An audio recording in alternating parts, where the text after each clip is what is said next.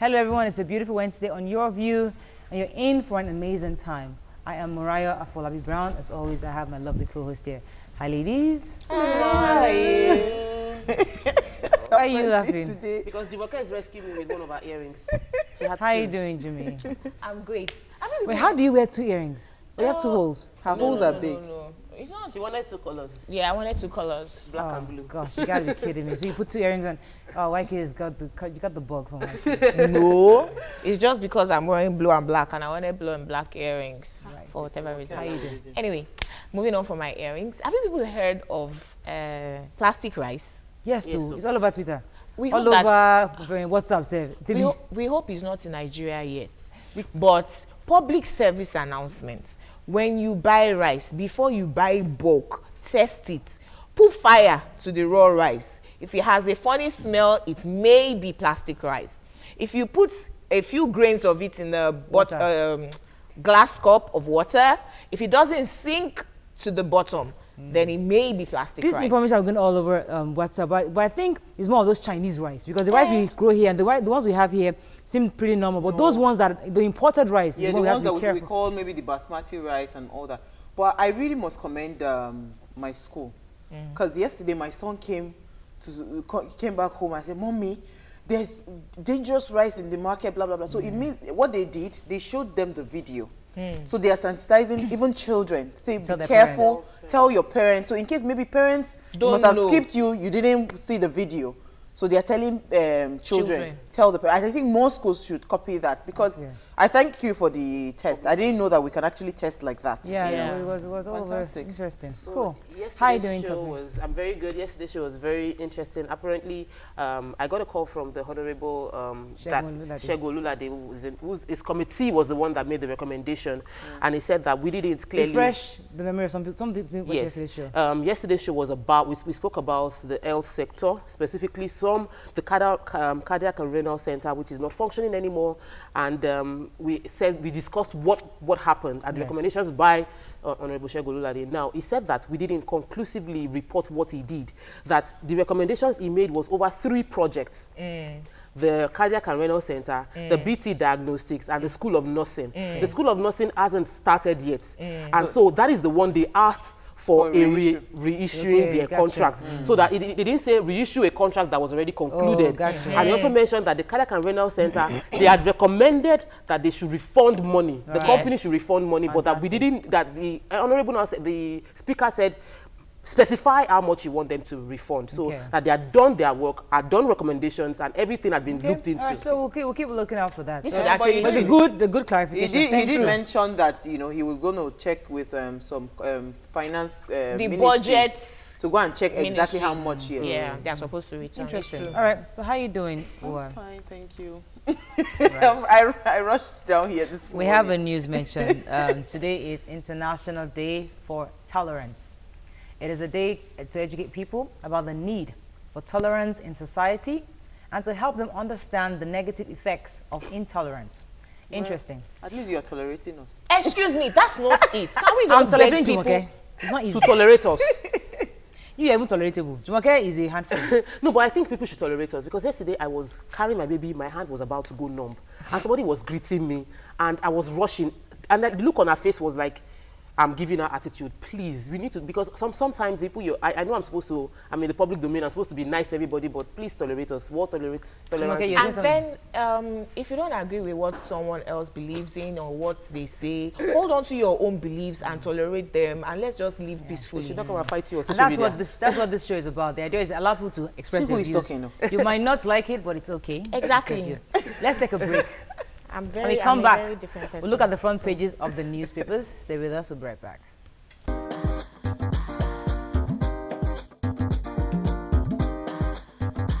Stay tuned. Your View will be right back.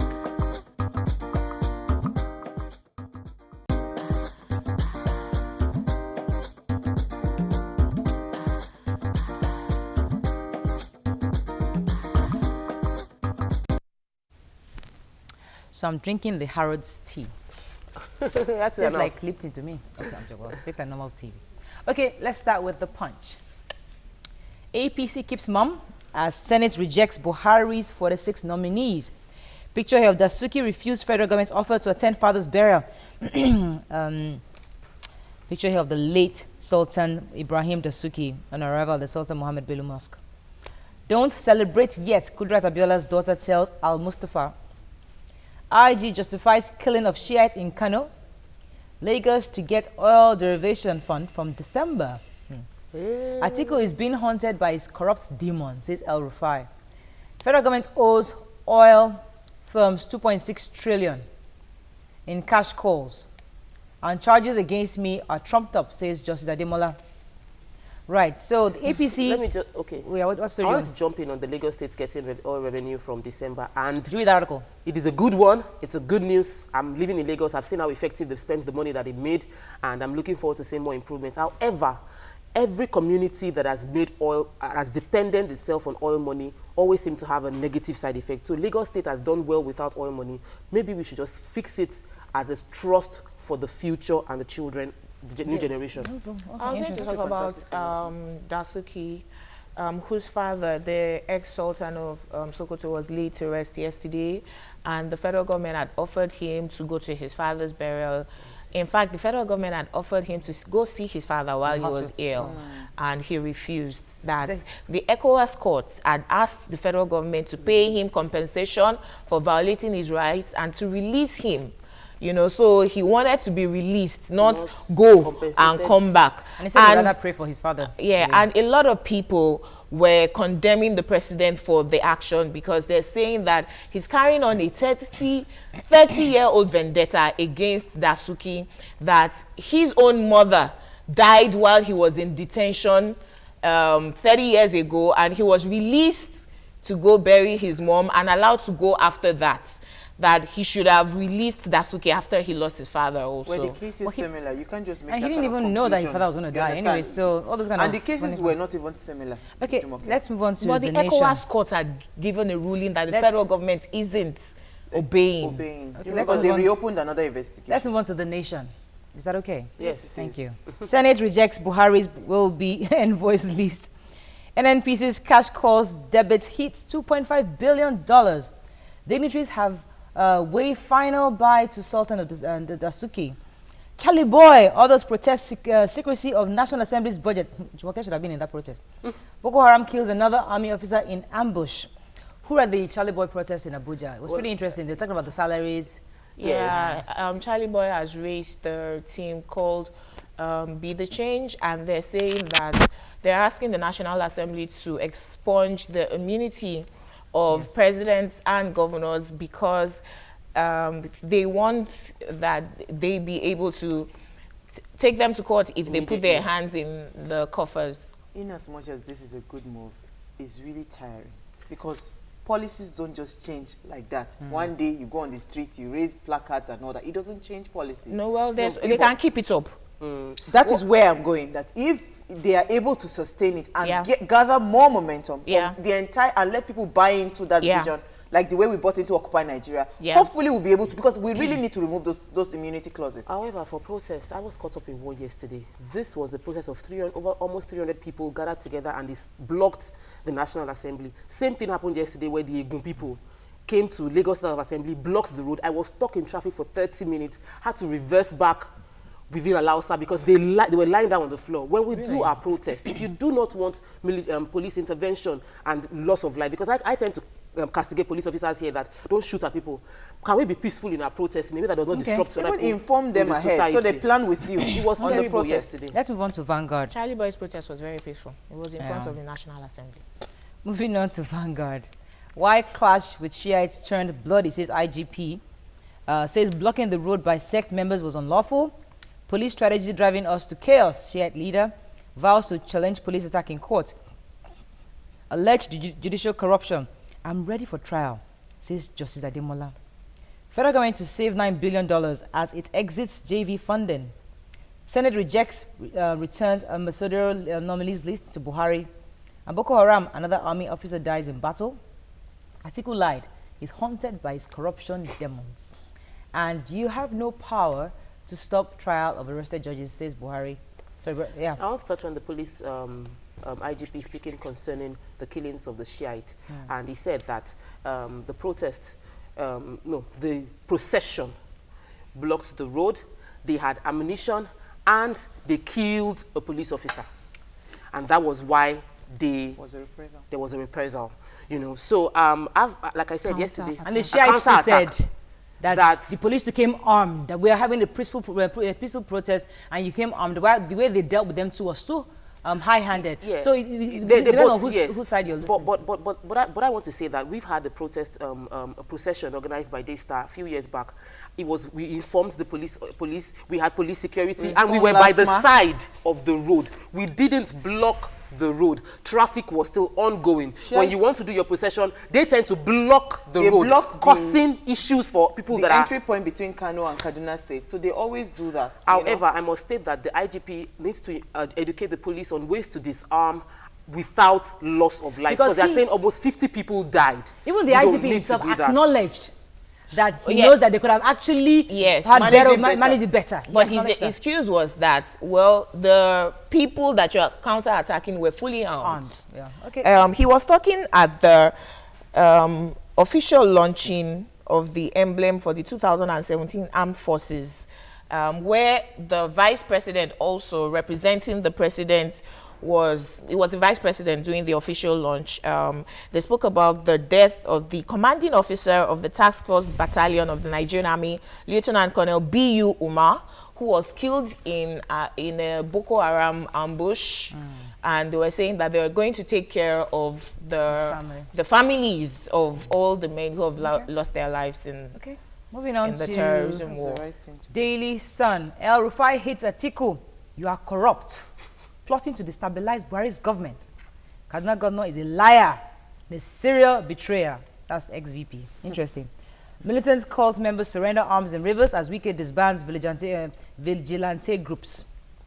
Senate rejects Buhari's non-career ambassadorial nominees. Kalu resigns. Sultan Dasuki, ex-NSA, declines federal government's offer to attend his dad's burial. And Boko Haram, another lieutenant colonel killed. So Rufai and Atiku are going on this back and forth. And this is very funny because they're both in the APC. El Rufai came from the CPC, Atiku came from the PDP, and people are saying that this is like a battle for 2019. And I'm like, both of you are not even serious, because the APC that both of you are in has not brought the change that they've promised yet. You're already fighting for 2019. Yesterday in the papers, Atiku exonerated himself from what happened during the Obasanjo times. That the Halliburton case. Yes, in the Halliburton case, and said that Obasanjo wanted life presidency, not just third term. El Rufai in the papers today is now replying and saying that is Atiku's corrupt past and demons that are haunting him. And he said that if he dares him, he should try to go to the US and see if they were allowed to go to the US. And like, he cannot deny transferring $40 million transaction within that Transcorp Hilton mess. Anyway, it's just really messy. It's very tiring when you hear all these type of things. Because me right now, my worry is what's going to happen in 2019. Is it the same people that will come out to say that people should vote for them and will now muster people and rally people around them? We need to have a breath of fresh air. We need a new political party. We've told you the solution. We need a new political party. Yes. Get our members of house to allow us the constitution to allow us to have an independent party. We've been talking. Have you made any move? Have we started signing that? So let us draft the letter. You need to write a petition. Let's write the petition. Okay, you know what? We'll write the petition and we'll start the process. All right? So that because we need that independent party. So that someone like Ibukwa Ushika can run for. You keep pushing Ibukwa. Does he say she has political career? He has to have the first president in this country. All right, let's take a quick break. When we come back, we heard about a report. A school expels a 2-year-old injured pupil. Stay with us. We'll be right back.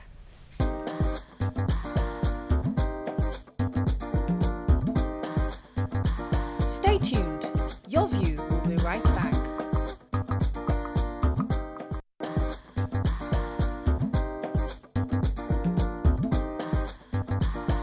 Welcome back to Your View.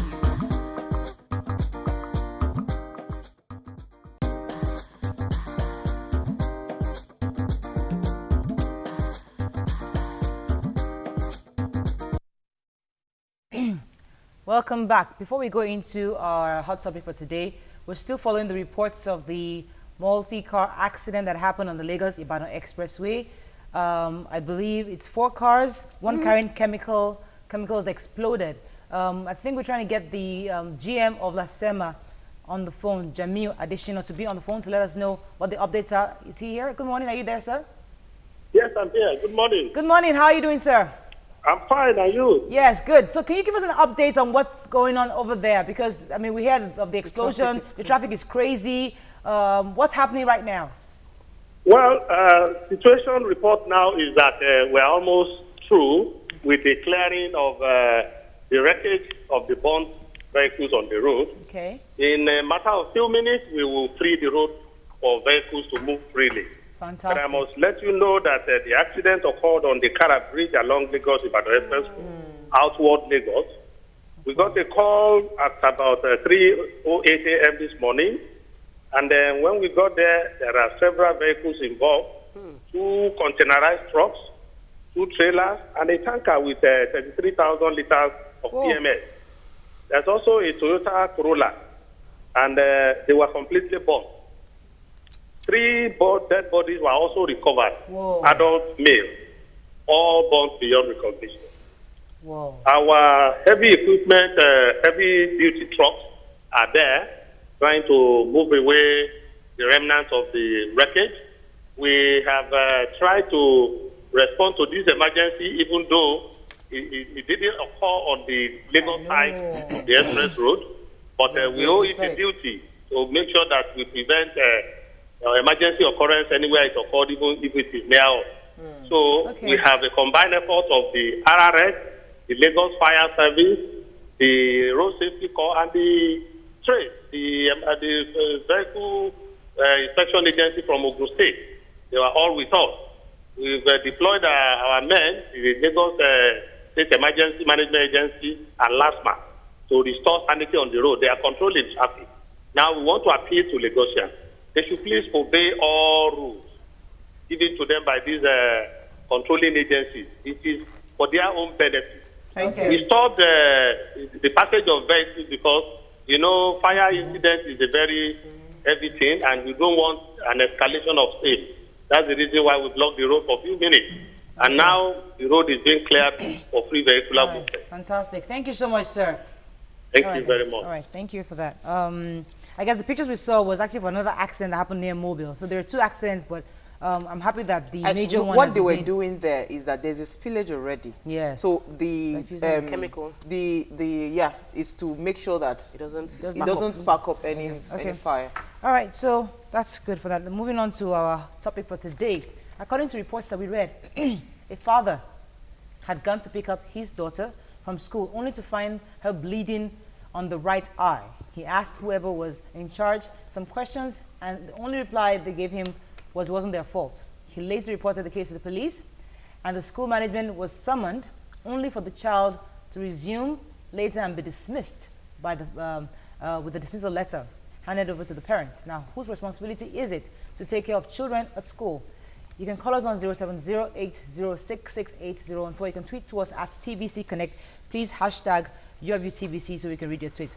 Now, this story obviously sounds very, very funny. Not funny. Well, disturbing is the word I wanted to use. But I called the principal yesterday to get their own side of the story, and she kept harping on the fact that that the man lied. The man kept lying. So, okay, what exactly did he lie about? What part of it is a lie?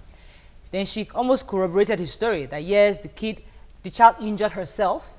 He comes in the school and started shouting and yelling at everybody. And they're saying, "Oga, calm down.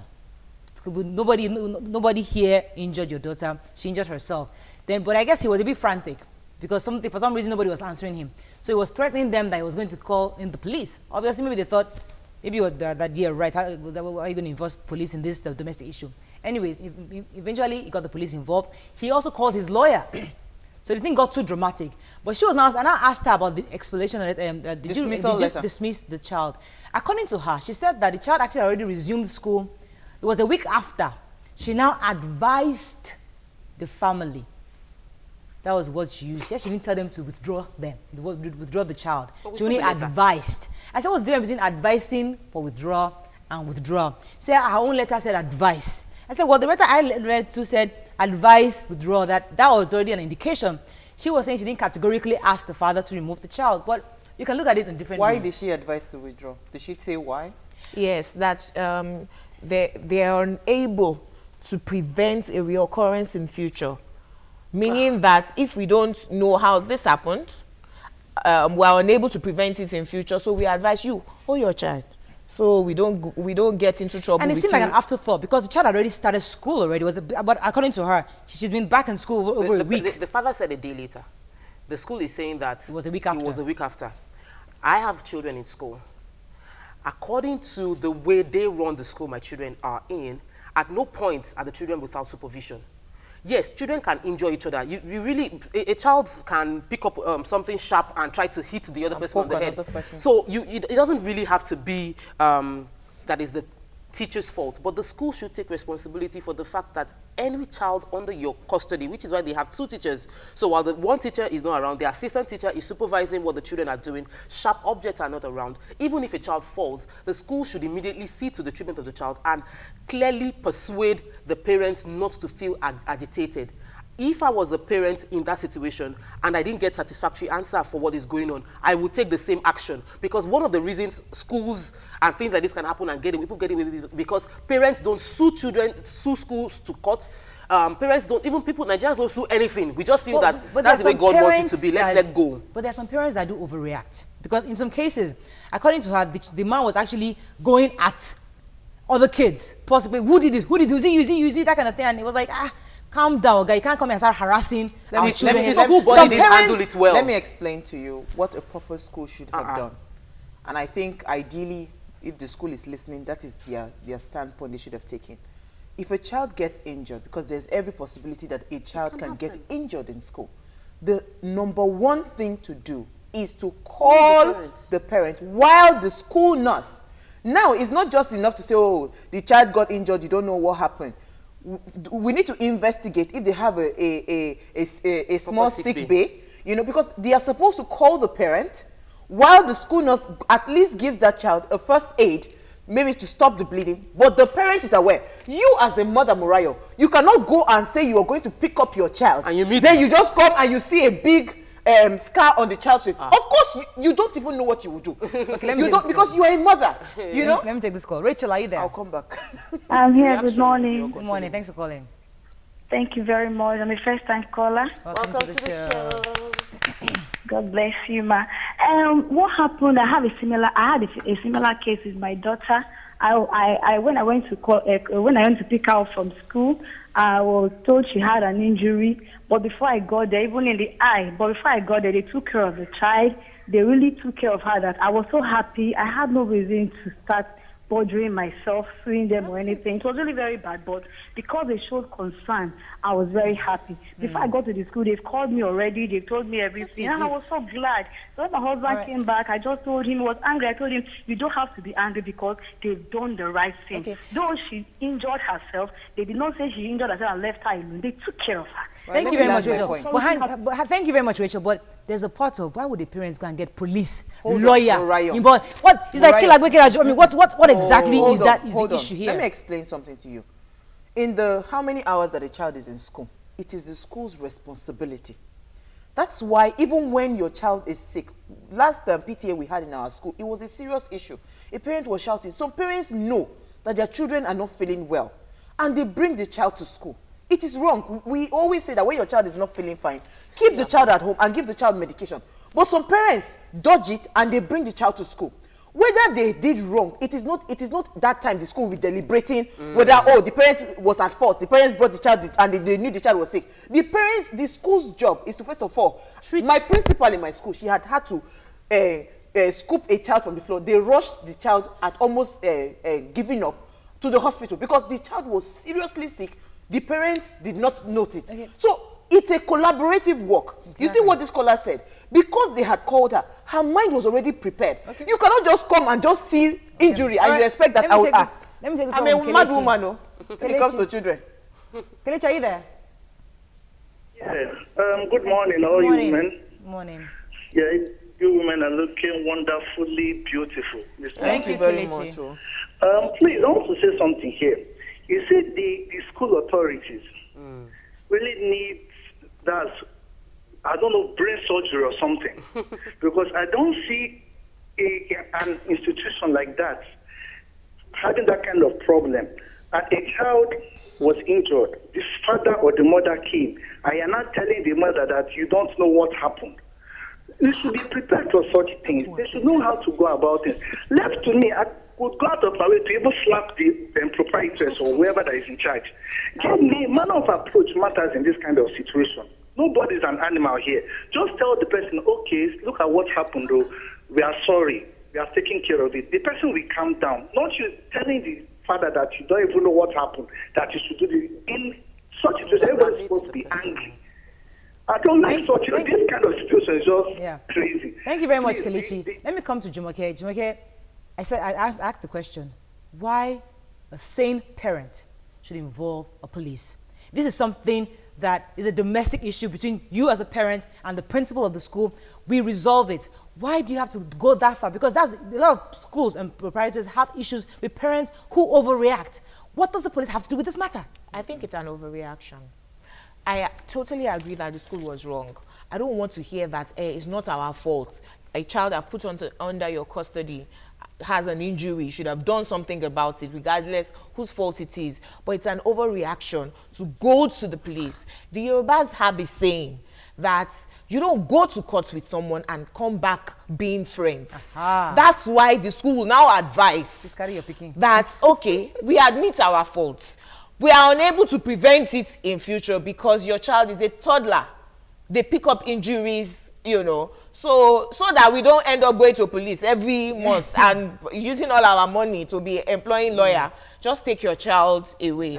I think it was an overreaction. You shouldn't have gone to the police. You should have addressed it with written them officially.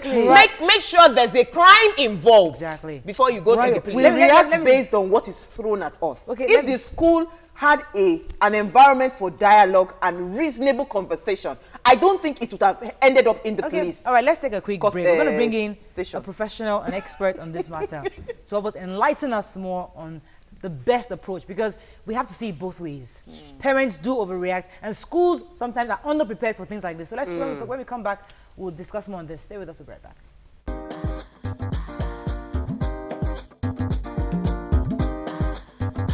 Stay tuned. Your View will be right back.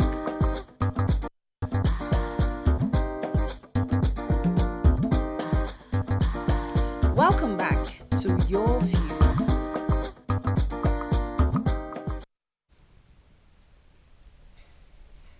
Welcome back. Yes, flogging as a disciplinary measure is fast becoming a habit in most Nigerian schools. The situation may attribute to the decadence amongst students these days, while others believe that teaching must necessarily not include the use of cane. We also ask, should beating of children in schools be allowed? Whose responsibility is to discipline a child? Joining us on the show to discuss is an educational consultant, Ms. Adiola Salau. Adetola Salau. Welcome to the show. You can call us on 070-806-6801. You can tweet to us at TVC Connect. Please hashtag YourViewTVC so you can read your tweets. Before we go into disciplining of children, what are your thoughts on the incident that happened that we just discussed on Hot Topics? Okay, I was listening to you in the background, and I really believe that before that father reacted, just like she said, there must have been things that happened previously in the school, precedents, for him to have overreacted the way he had. Because people don't just behave in a vacuum. Certain things lead to certain behaviors. So we need to get those facts first before we make conclusions. But you agree it's an overreaction. So what should have happened if nothing had ever happened like that before? If nothing had ever happened like that before, I believe the principal, and like you correctly said, the school nurse and the teachers should have sat down to talk to the parents appropriately. That look at what happened. We saw this, we saw that. A clear incident report. They said they had no idea. Even if you did not have an idea whether that injury, how that injury came about. But if you sit down with the parents and say that we don't know how it happened, but we have sorry. given her first aid. aid. We've treated it, but please, I would like for you to take her and No, for you are further. misunderstanding. While we are they still- weren't even aware that the child had an injury, is what they're That's saying. what I'm saying. That is where the negligence is. That's where they were And wrong. they're supposed to undertake As a school, you are supposed to investigation. know. Yeah, and they're supposed to undertake investigation to find out what happened. Interview other children, interview other teachers, interview even cleaning staff. They do see a lot. They know a lot. Okay. And yes, they are. You'll be surprised. For the part of expelling the child, because according to the letter that the principal wrote to the school, the teacher involved resigned Yeah. when this happened. Yeah. So if the teacher resigned, and this is a toddler that possibly this child was assigned, this teacher was assigned to this toddler in particular, and their justification is, she has resigned though. We don't can't have- handle the handle it. toddler. Okay, please come and carry your child. Do you agree with that decision, or do you think they should have at least found a way to accommodate that child? I don't agree with that decision. What kind of signal are they sending out to other parents? That they don't know how to handle toddlers and they don't have a really good screening process for their teachers? I don't agree. Okay. What they are supposed to do is address it at the root. Talk to the teacher, and we need to talk about bringing in psychology in our schools. That's another thing that's really key. That's a long discussion for us to talk about right now, but it's really key. Because how do you explain a teacher just saying that I don't know what happened? That's no. They already know what the children are up to. Okay, that boy, he's always very rough, he's very interactive, oh, she's very enthusiastic, oh, she's a bit withdrawn. All teachers with their time, yes, of interacting with their children, they have an idea of how they are.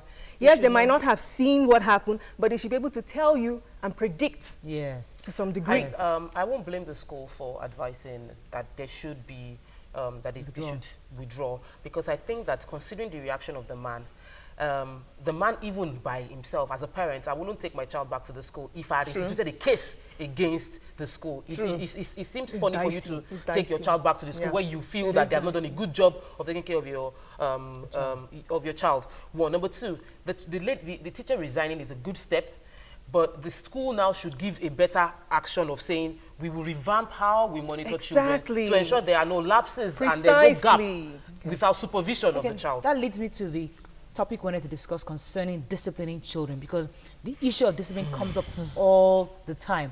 Oh, they used to beat me when I was a child, or I don't want you to beat my children, or what's the word, spare the rod and spoil the child, all sort of advice on different corners. How do we discipline a child today, in today's setting, in schools especially? How do you discipline a child? I believe in positive discipline. Okay. I do. And positive discipline is about guiding children's behavior, watching and looking out for their emotional, yes, I'm going back to psychology, psychological needs. Okay. Children have needs, just like we do. Okay. They have the need to be recognized, just like we do. They have the need to be loved. They have the need to also be cared for. That was what, yes, and respected. That was what wasn't taken care of here. So they have these needs. We need to train our educators to be able to recognize and meet up to those needs. Yes, darling. If an educator does not have those needs fully met, satisfactory, how would they now, because you cannot give what you don't have. If the educators have issues, how would they be able to handle a child that's emotionally... No, that's it. She said children need it, but if the educator what's it called, the educator, me as a teacher, I have problem, my husband is beating me in the house, my children, they are whatever, how would I be able to transmit that? So how should the school identify teachers that are also depressed so they don't take out the frustration on the child? That's a very good point. And a key thing that we're dealing with in Nigeria is the fact that we have high mental stress percentages. So I'm serious, we do. And that's the problem I have with corporal punishment, in that a lot of times people take out their frustration on other situations and met it out negatively on the children. And that's why I really believe in positive discipline, which means you really stick to the issue and address it. For example, the child did not do his homework. You say, you know what, I'm going to put you to that corner, you're going to do your homework. The child pushes someone, you address that behavior, make him take ownership for what he has done, and immediately say, okay, I'm going to make you do something else. There are some naughty children. We are coming to that. There are other methods. You constantly keep on switching, because that's what it is. But to say, you know what, I'm going to flog you. And remember, you might be frustrated yourself, and then you now take out that frustration and come on now. I want to say for some people, yes. I want to say something that has worked for my son. I tend to, I'm very free with the road. I don't spare the road, you know. But my son resumed September with a new teacher, and he comes back home and says, I have to write my work neatly. My teacher won't be happy with me. And I'm looking at him like, Bingo. That's it. she is so bonded with his teacher. The teacher was able to connect with him and without beating him. Oh, if you write the way I taught you to write, when you get to school, the teacher told me that, tell him that write the way Mr. Olamide said you should write. You know, so because he gets home and he starts writing, like he can cover the entire book with tortoise. And yet in school, he would write it within the line.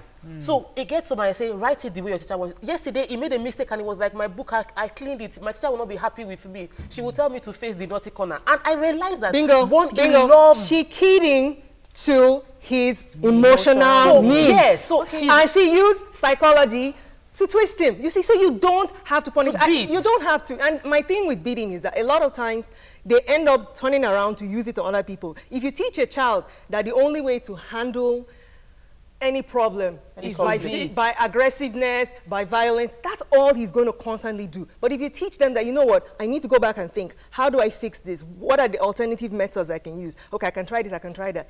He has keyed into her, and she keyed into him. His need for acceptance. Remember, I said psychology. That's it. His need for acceptance by her. Let me say something, because there's a proliferation of so many schools in Lagos right now. How do you even like every second there's an international school opening up somewhere. Somebody just one private school. British curriculum. So, there's just so many schools. How do we get them to have these kind of proper training? Because it's annoying. That's why a school somewhere in one corner can expel a child because of an injury. I mean, like, how do we fix this? I'm singing my song. My song is, how do we fix this? We need to transform the system, period. Yeah. We can't just say, yes, you go ahead, open a school. There needs to be setting things in place. Bingo, criteria, setting things, okay, you're going to train them. We're going to work on cognitive development. We're going to work on their social development. Train them. I went to a school to go work with them. And I was talking about learning strategies and the different learning styles that students use to learn. And I drew a blank. And I was like, are you kidding me? You're all educators, just like I am. And you don't know about learning styles. You don't know that some children are visual learners. You don't know that some children are auditory learners. Kinesthetic. I mean, are you kidding me? And you're going to be sitting there just droning on and on and on. And you cannot employ and use these different ways to engage them. I was surprised. I had to break it down little by little. But it was a very quick lecture on something else. So I couldn't really go in depth with that.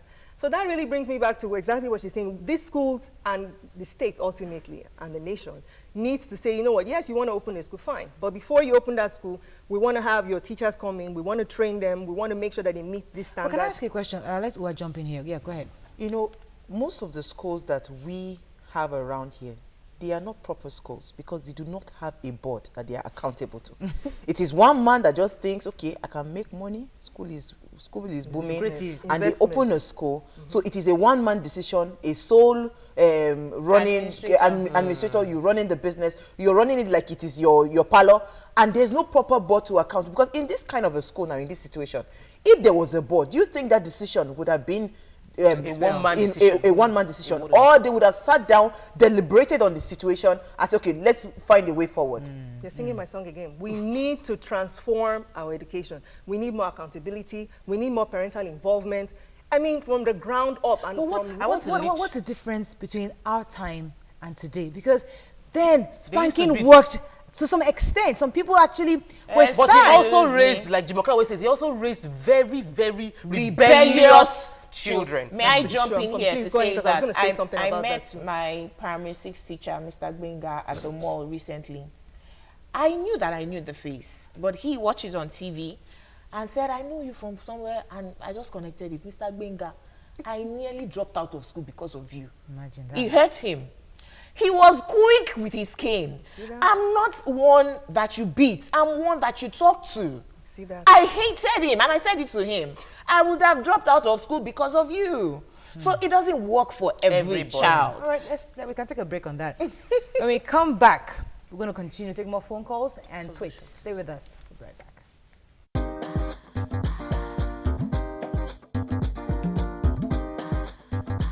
Stay tuned. Your View will be right back.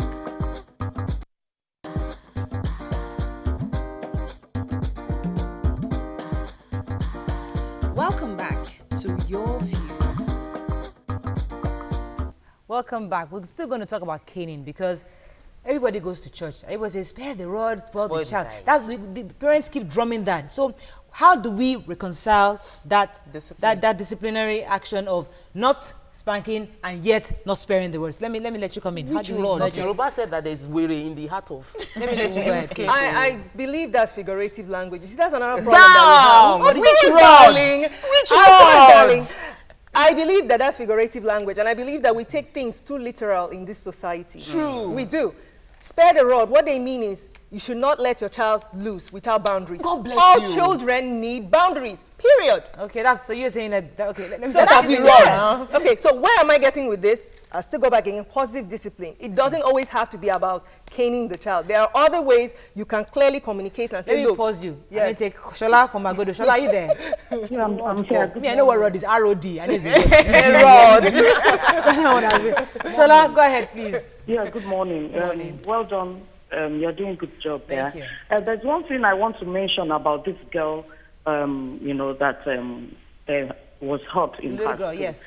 The period between when the issue happened and when her dad came to pick her was quite long. And they let the blood and everything like that. I mean, that's an issue we should even look at. You know, the girl was not, no plaster, no cleaning of the blood and everything, and she was left like that in the evening because the dad didn't come, early. Apart from the fact that they didn't call them, they didn't even clean the. We all saw the picture. Yeah. That's They didn't clean the blood. That's all. Thanks so much, Shola. That's a good point to There note. was, but I said it now. There was no excuse for them because you had a time. But I wanted to go back to the kind Caning, of no.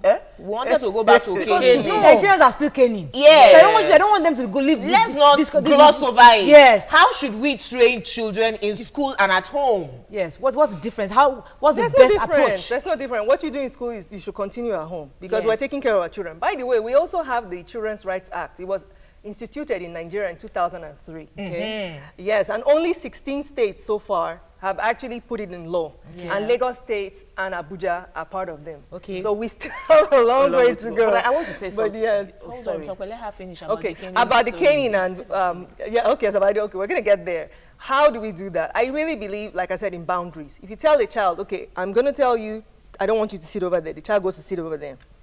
You warn them the first time, you warn them the second time, and then you do communicate clearly the consequence. If you do this, this is what's gonna happen.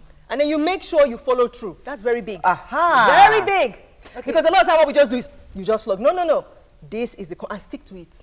Even if they are doing making puppy eyes, I'm sorry. Let me take this call from Alex from Abuja. Alex, are you there? I'm there. Andrew, I do apologize. Go ahead, please. Alex. Okay. I greet everybody in the studio. Yes. You guys are doing a very wonderful job. Thank and, you. This is my first time of calling the studio. Welcome to the show. People are passionate about this topic. All right. I don't want anybody to blame the father of that girl. He's very much within his right to react. Something happened to me a little while back. My daughter was spanked in the wrist, and there was a mark on her wrist. We didn't even notice anything until the mother was trying to bath for her, and she was kind of withdrawing the hand, and we find out, what's wrong with your hand? She said, our teacher spanked her with something on the wrist, and there was a mark there. When I look at it, it was about 4 different marks on her wrist. 4. That's extreme. So I had to go to the school. I left everything I was doing. Immediately went to the school and asked who was that teacher. She wasn't even around. Eventually, they told me this and that teacher. So I told the head teacher that please tell the teacher and whoever is responsible for her never to spank her again. And if it happens again, I will personally come and beat up the teacher. Then you can now invite the police to come and resolve it. I will not charge anybody, but if it happens one more time, I'm coming to beat up the teacher. Right. That was how they stopped touching my daughter. And I found out that they still beat other children. Thank you very much, Alex, for sharing I have that. a true life story. When I was in junior secondary school, I remember that the principal flogged me and my hand, the cane spiked my hand and my hand was bleeding. And I went back home and I showed my dad. Another thing is, parents, we know our children. Yes. You know the one that when they say that this is what they did, you know that this one, you have the capacity to do it. Yes. Some of us don't have that capacity. I remember my father went back to the principal. In anger, he took the koboko. Yes, he was going to, I think he even flogged the guy, sir. Until they answered and they apologized, because they saw that what he did was wrong. I came late, our houses were distance apart from school to the house. I came late and I explained to him that this is what happened. There was a major, our car broke down that day. But the man still went ahead to beat me, and he beat me to the point of bodily harm.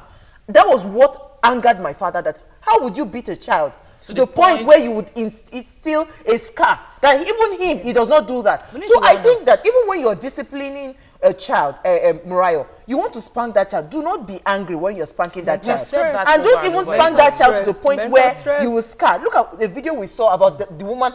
She was beating the boy. That one has moved beyond discipline to wickedness. I want our guests to run over. Let's talk about jumping. We do have stress. Yesterday was really stressful for me, and I overreacted in disciplining my children. But I think that, like, that's why we can't over-discuss this kind of show. Parents should note when you start getting angry and you beat your child in anger, step away. Because I had to do that yesterday. Step away. Leave them. Let them play. They are small. They are children. Even if they are adults, step away from that anger and discipline when you're rational. That I'm angry right now, I will not beat you. Okay, all right. So we need to round up the show, and so we talk about discipline because obviously we can't exhaust this conversation. But you told about psychological approach, emotional approach, how both the teachers and the parents must use those techniques, understand those techniques. Our major issue is that the issue of caning is pretty rampant. So, what are your last words to schools, especially on how to discipline children? Schools should remember that it is imperative for them to create environments for children to be able to thrive. And children cannot thrive if you don't allow them to be confident and assured of themselves. And one of the ways you do that is giving them that freedom to express themselves and also giving them a nurturing environment. If a child is so afraid all the time that they're going to spank them and they're going to hurt them, they're going to withdraw. Yes, they're going to withdraw from themselves, and they're not going to really allow their true selves to come out in full force. And that's what we need. We need our children to express themselves. Okay. In fact, let me just round it up. Compliance is not the same thing as obedience. There are two different things. Compliance means you must do. Obedience means I choose. From inside me, I now know that that's what I want to do, and I've seen the consequences. Okay, we need a part 2 of this because there are some children. There are some children that need spanking. Nobody has not argued that. I don't totally agree with something. So we need to come back and discuss about those kind of children. Okay. All right, that's what we can take on the show. It's International Day of Tolerance. You don't have to agree with everything. Let's tolerate it. You can just tolerate it. That's how we can take on the show. I love that. Bye-bye. Thank you. Thank you very much. No matter how